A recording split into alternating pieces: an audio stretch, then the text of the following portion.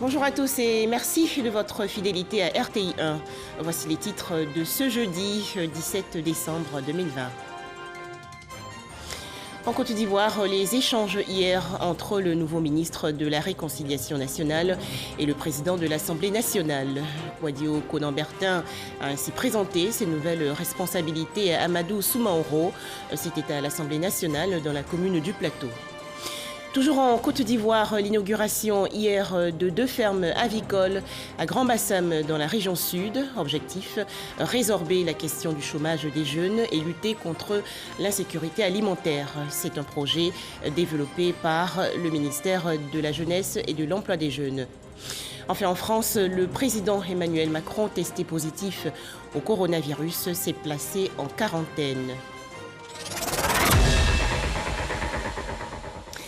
En Côte d'Ivoire, le nouveau ministre de la Réconciliation nationale dans les locaux hier de l'Assemblée nationale. Kwadio Konan-Bertin est allé présenter ses nouvelles responsabilités au président du Parlement, Amadou Soumaoro, afin de bénéficier de son soutien et de ses conseils pour la réussite de sa mission. Les précisions de Moussa Konaté. Après sa nomination en tant que ministre de la Réconciliation, c'est à l'hémicycle que l'ex-député de Port-Bouilly a décidé de faire ses premiers pas dans ses nouvelles fonctions. Kwadio Konan-Bertin est reçu par le président de l'Assemblée nationale, Amadou Soumaoro.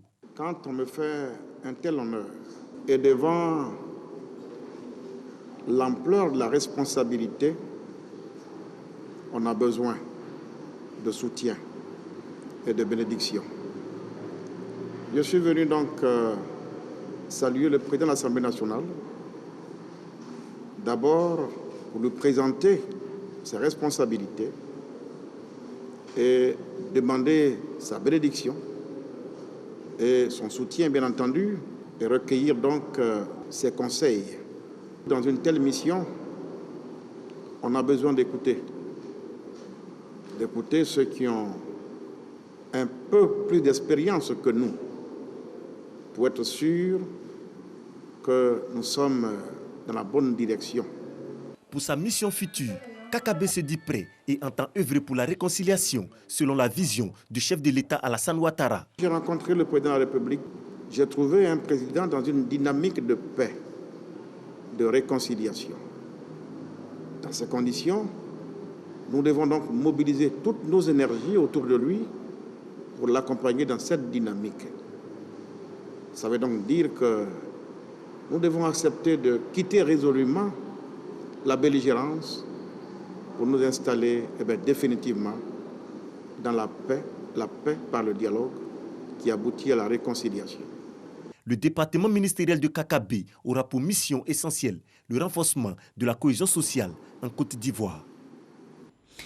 Toujours en Côte d'Ivoire, ce film documentaire pour retracer l'enfance et le parcours exceptionnel de la grande chancelière Henriette Dagri-Diabaté. Cette œuvre intitulée Henriette l'Ivoirienne a été présentée hier aux députés de l'Assemblée nationale. Les détails, Hamza Diaby. Salle sombre, public attentif, les yeux rivés sur un grand écran où défilent des images, l'hémicycle ivoirien est transformé ce mercredi matin en salle de cinéma. Les députés suivent religieusement un film documentaire sur Henriette Dagri-Diabaté, un modèle de parcours de vie. Ce film passe en revue sa vie, son enfance à Gagnoa, ses rapports avec son père, ses études d'histoire et ses travaux de recherche dans la Côte d'Ivoire profonde, sa vie amoureuse et surtout son combat politique aux côtés du président Alassane Ouattara. Voilà une dame, elle a été à l'école et elle a assumé, elle a continué, elle a fait sa thèse. Elle a intervenu au Collège de France. Donc, ça veut dire que vraiment quelqu'un, nous, pour tout le monde, pour les Ivoiriens, elle est d'une référence. Représentant sa mère, Jean-Philippe Caboret dit toute la joie qui l'anime. Le vice-président de l'Assemblée nationale, président de cette session extraordinaire, en est tout aussi heureux. Quand vous avez quelqu'un dans votre famille qui porte si haut les valeurs que l'on partage un peu tous, d'abord en Côte d'Ivoire et un peu, on va dire, de façon universelle, donc c'est un sentiment vraiment de fierté.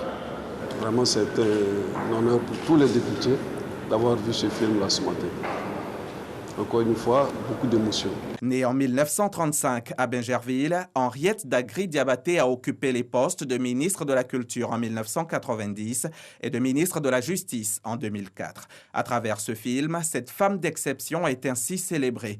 Un hommage retentissant qui lui est rendu pour lui dire combien la Côte d'Ivoire lui est reconnaissante pour sa grandeur, pour son combat et pour toutes ces valeurs qu'elle incarne aujourd'hui. Un tout autre sujet à présent et nous partons à Jacquesville, dans la région sud du pays, où les unités spéciales ivoiriennes ont participé récemment à un exercice à l'Académie internationale de lutte contre le terrorisme. Ces soldats se sont entraînés à gérer une prise d'otages. À noter que c'est la première fois qu'un exercice de lutte contre le terrorisme de cette envergure est organisé à l'Académie internationale. Les explications de Abou Sanogo. Le calme qui régnait sur le littoral vient d'être rompu. Des civils seraient pris en otage par des terroristes à l'intérieur d'un bâtiment. Alertés, les forces de défense et de sécurité organisent l'intervention. Dans l'urgence, un poste de commandement mixte force spéciale unité d'intervention de la gendarmerie nationale est mis en place. Les unités spéciales à bord de véhicules blindés convergent à la hâte vers le site, débarquent et prennent position. L'opération de libération d'otages est enclenchée avec efficacité et prudence. L'unité d'intervention de la gendarmerie nationale en première ligne investit le bâtiment. Pris à partie, le premier plastron est neutralisé. Le rez-de-chaussée est sécurisé. Au même moment, les forces spéciales héliportées une fois au sol se rendent au poste de commandement point briefing. Après plus d'une heure d'assaut, les unités spéciales et de sécurité ont repris le contrôle du bâtiment.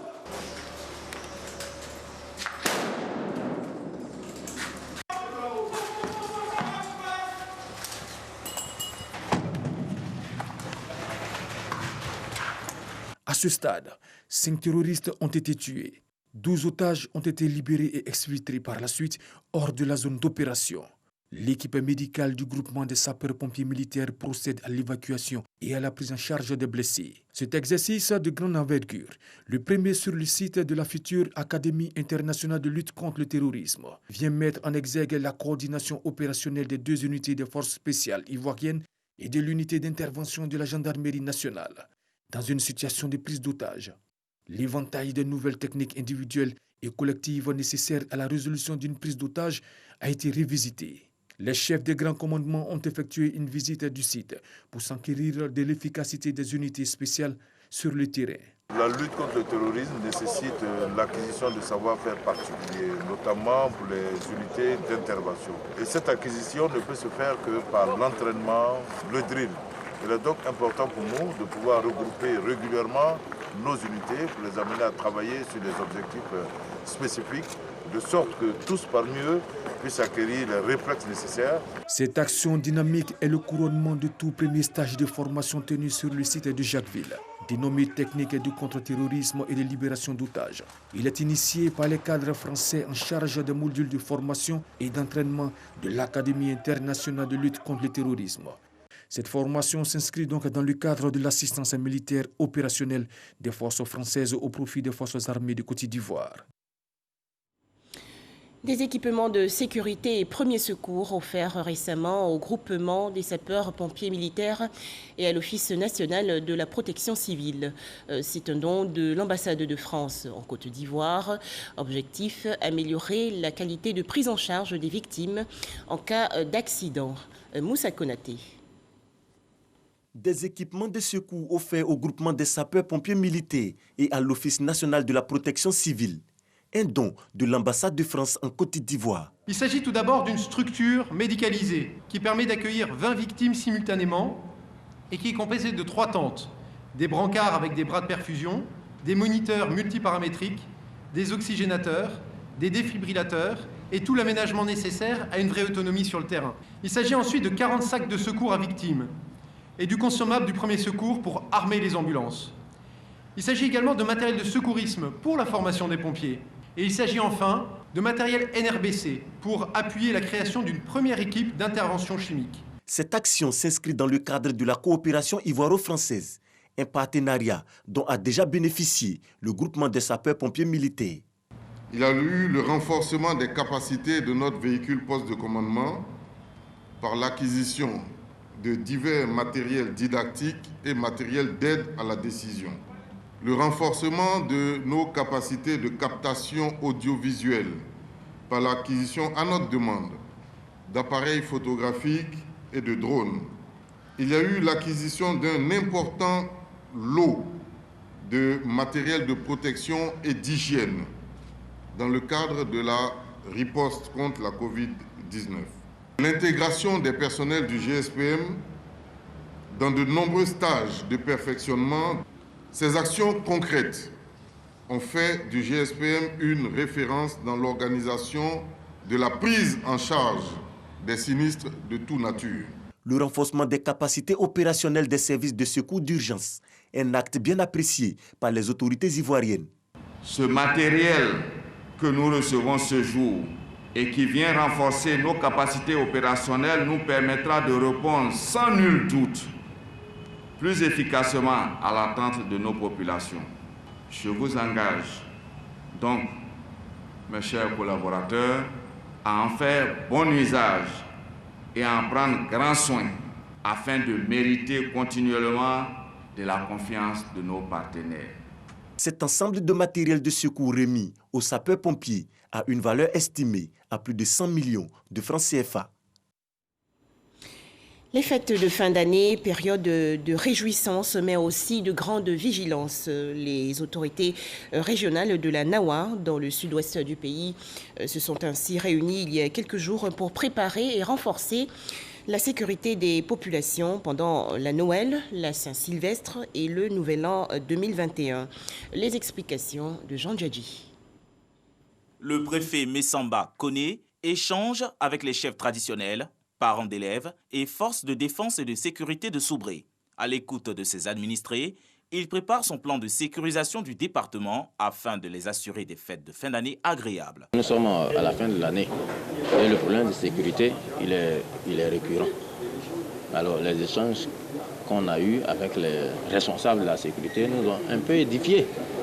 Voilà, parce qu'ils nous ont rassuré qu'il faut une collaboration, et ça c'est vrai. Le préfet a profité de la présence de toutes les sommelités de la ville pour faire un tour d'horizon sur la sécurité au niveau de Soubré. Et il nous a parlé de la cohésion sociale et a félicité tout le monde pour ce qui a été fait pour la sécurisation de l'élection présidentielle. Et que mieux vaut prévenir que d'agir. Le préfet a exhorté les populations à collaborer avec les forces de police, de gendarmerie, pour la sécurité des biens et des personnes durant cette période. La sécurité commence d'abord dans leur quartier. Il faut qu'ils fassent en sorte que d'abord cette première ceinture soit faite avant d'arriver au commissariat ou bien avant d'arriver à la gendarmerie.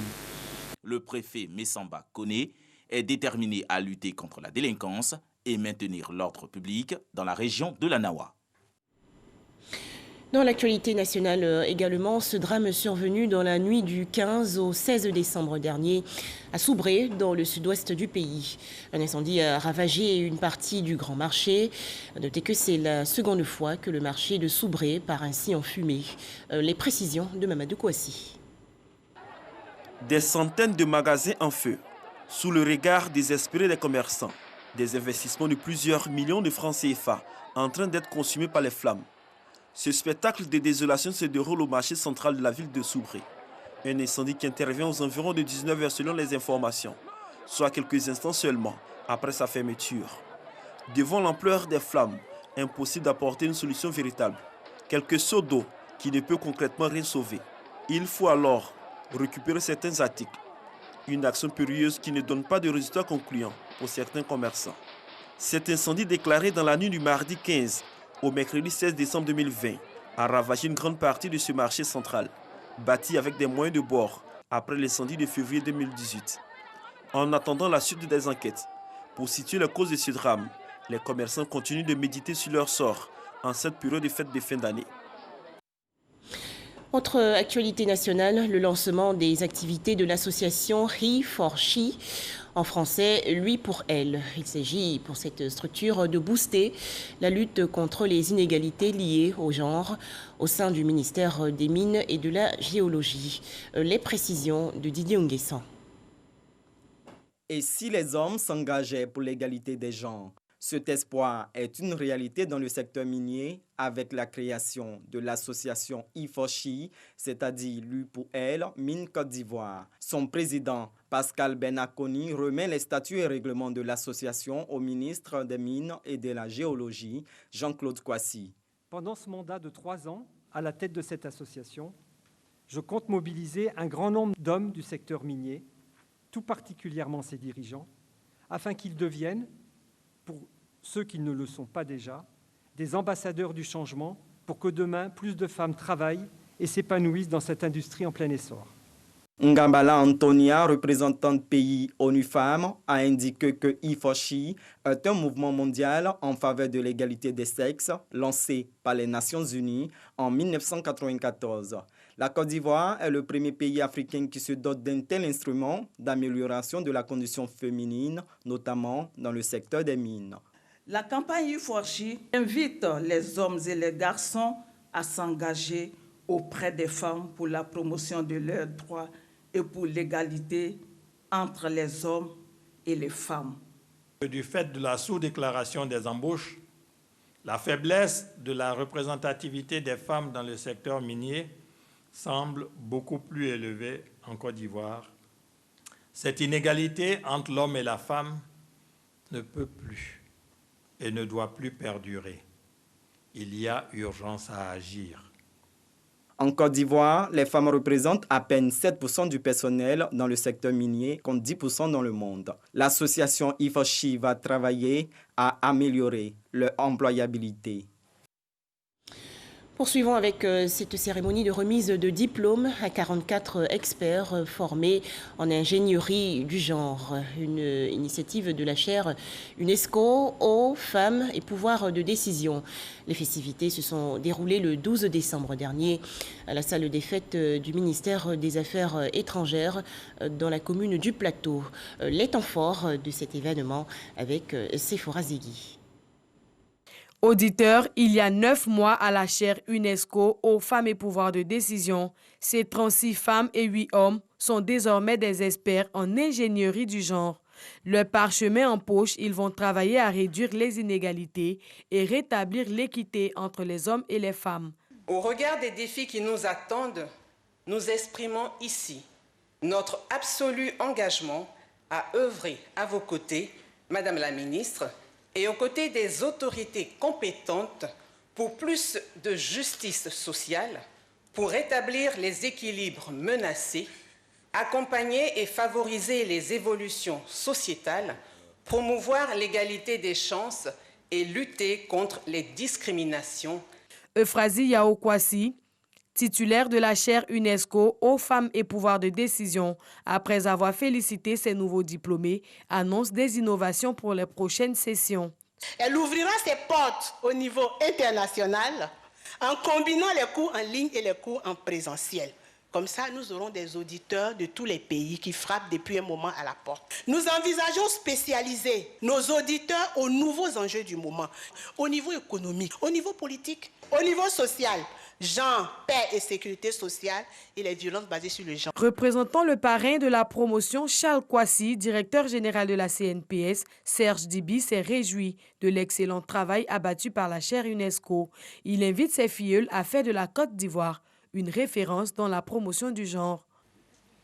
Un témoignage de notre institution a accompagné cette initiative qui vise à mettre à la disposition de la Côte d'Ivoire, de l'Afrique et du monde des experts en genre et développement, contribuant ainsi à faire la promotion du genre dans notre pays, un idéal partagé par tous.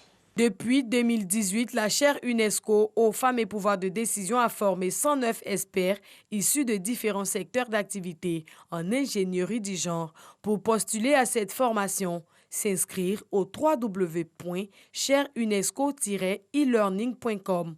Les inscriptions ont démarré et prennent fin le 12 janvier 2021. 6 pharmaciens ivoiriens célébrés récemment par leur père dans la commune de Cocody. Ils ont en effet été admis au concours d'agrégation 2020 du Centre africain et malgache de l'enseignement supérieur, le CAMES. Les explications de Cheikh Koné. Une fois de plus, les enseignants-chercheurs ivoiriens admis au concours d'agrégation du Centre africain et malgache de l'enseignement supérieur CAMES ont fait l'honneur à la Côte d'Ivoire.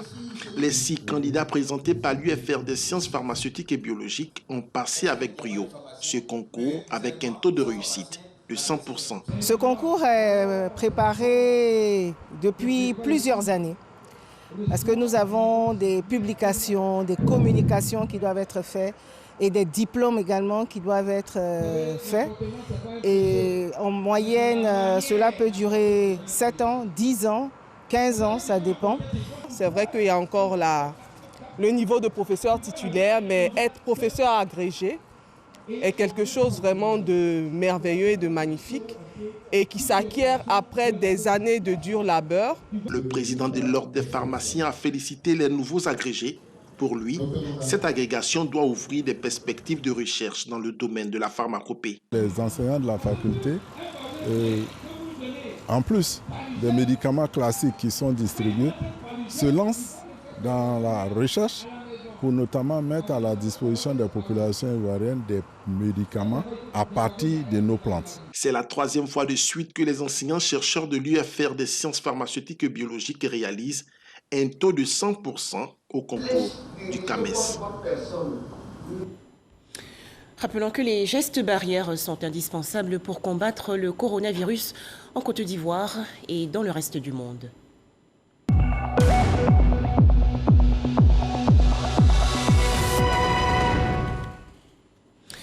« 24 nouveaux cas de maladie à coronavirus ont été enregistrés hier en Côte d'Ivoire par le ministère de la Santé et de l'Hygiène publique.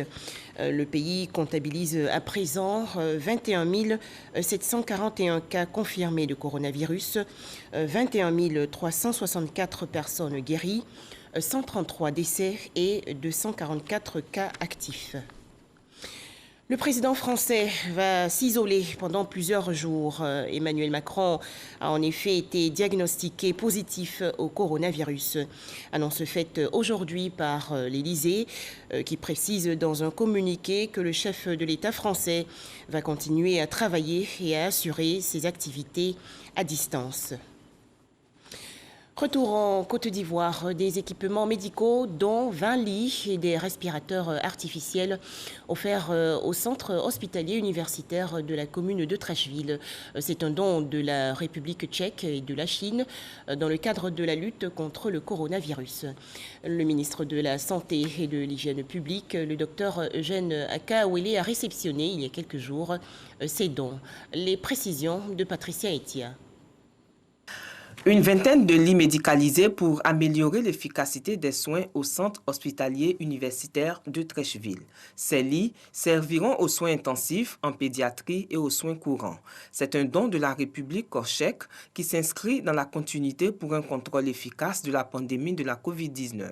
Selon le directeur général du CHU de Treichville, la vision de son établissement consiste à en faire un hôpital de référence. Mais pour y parvenir, bien entendu, il faut des équipements, il faut des ressources humaines de qualité. Mais là, je pense que les dons que nous venons de recevoir contribuent effectivement à la réalisation de cette vision. Donc nous sommes très fiers. Toujours dans le même esprit, le ministre de la Santé et de l'Hygiène publique a également reçu un autre don de kits de diagnostic et des respirateurs de la République populaire de Chine. La remise a eu lieu à la nouvelle pharmacie de santé publique. Occasion pour Akaoulé d'annoncer le projet d'urgence de la ville du Grand Abidjan, validé par le président de la République, et l'introduction du vaccin de la COVID-19 sur le territoire ivoirien. En tant que bon ami et de bon partenaire de la Côte d'Ivoire, la Chine va continuer d'accompagner les amis ivoiriens pour gagner la victoire finale dans cette lutte contre la COVID-19. Depuis septembre, nous enregistrons moins de 5% de taux de positivité par jour qui indique que la gestion de la COVID-19 est sous contrôle. La Côte d'Ivoire est assurée de devoir introduire donc ce vaccin sur son territoire et La date probable, c'est avril 2021. Ces différents dons sont la preuve de l'excellente coopération entre la Côte d'Ivoire et ses différents pays pour remporter la bataille contre la Covid-19. Commune d'Abobo, plus de 400 femmes ont bénéficié récemment d'une séance gratuite de dépistage du cancer du col de l'utérus et des seins. Les précisions de Cheikh Koné. À Bobo PK18, ce matin, Catherine se rend à la formation sanitaire urbaine de son quartier pour un dépistage du col de l'utérus et du cancer du sein. Donner un examen de fer au CHU de Cocody. Donc d'ici, je vais aller voir ce qu'il y a. Et après, je viendrai donner le résultat ici. Le cancer du sein comme de l'utérus, du col de l'utérus, c'est dangereux. Les lésions précancéreuses dépistées tôt peuvent être guéries. L'opération devrait lui coûter 4 500 francs CFA. Mais elle a plus de chance. Elle va profiter d'une journée de dépistage gratuite lancée ce jour même par un mouvement de jeunes dans ce centre. Cette journée de dépistage gratuite est l'œuvre du Forum Nation Arc-en-Ciel pour Ambak.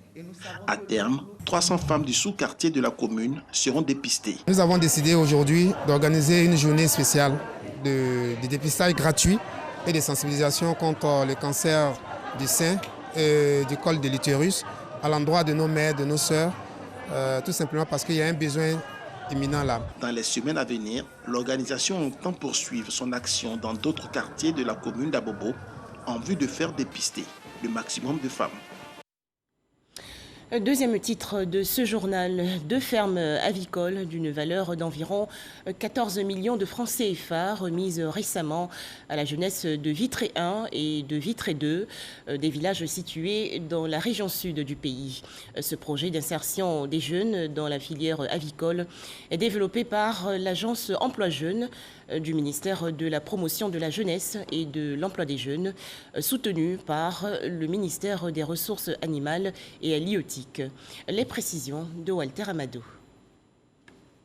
La coupure symbolique de ruban par le ministre Mamadou Touré marque ainsi de façon officielle le début de la phase d'exploitation de cette ferme. Nous sommes à Vitré 2 dans la commune de Grand-Bassam. C'est la mise en œuvre du projet d'insertion de 3300 jeunes dans le secteur avicole. Ce projet est porté par l'Agence Emploi Jeunes, AEJ, et le programme d'appui à la production avicole nationale, PAPAN. Pour cette phase pilote lancée en 2018, 128 fermes dénommées Petites Entreprises Avicoles, PEA, seront installées. Les bénéficiaires retenus après analyse de leur dossier, puis une formation, traduisent ici leur reconnaissance au gouvernement.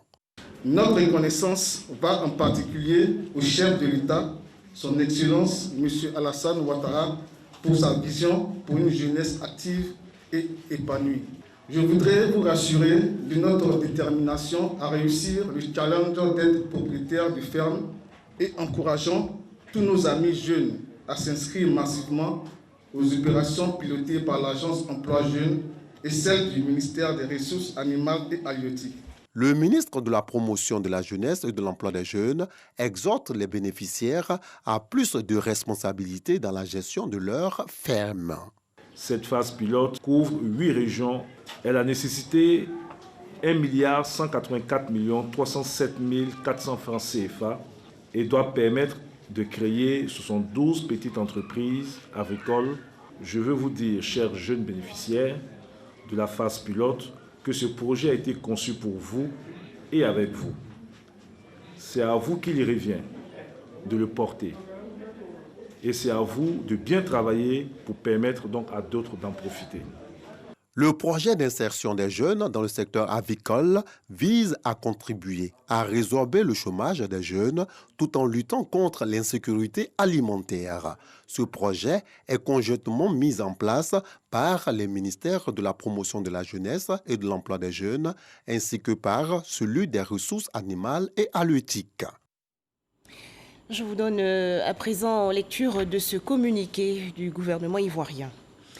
Dans son discours à la Nation le lundi 14 décembre 2020, à l'occasion de son investiture, le président de la République, son Excellence M. Alassane Ouattara, a instruit le Premier ministre à l'effet de reprendre les discussions avec les partis politiques pour mettre en œuvre les recommandations de la CEDEAO relatives à la Commission électorale indépendante en vue de la tenue des élections législatives dans le courant du premier trimestre 2020. Il a en outre invité l'ensemble des partis politiques à saisir cette nouvelle opportunité qui s'offre à tous pour aboutir à la décrispation du climat politique afin de renforcer la paix et la stabilité politique dans notre pays. En exécution de ces instructions, M. Ahmed Bakayoko, Premier ministre, chef du gouvernement, ministre de la Défense, va procéder à l'ouverture des nouvelles sessions de dialogue politique le lundi 21 décembre 2020 à 10h à la primature. Comme il est d'usage, des courriers individuels seront adressés aux responsables des partis et groupements politiques ainsi qu'à ceux des organisations de la société civile concernées en vue de les inviter à l'ouverture de ces sessions de dialogue politique. Fait à Abidjan le 17 décembre 2020, signé le ministre de l'Intérieur et de la Sécurité, le général Diomandé Vagondo. Voilà, c'est la fin de ce 13h. Merci d'avoir été des nôtres et très bonne suite des programmes.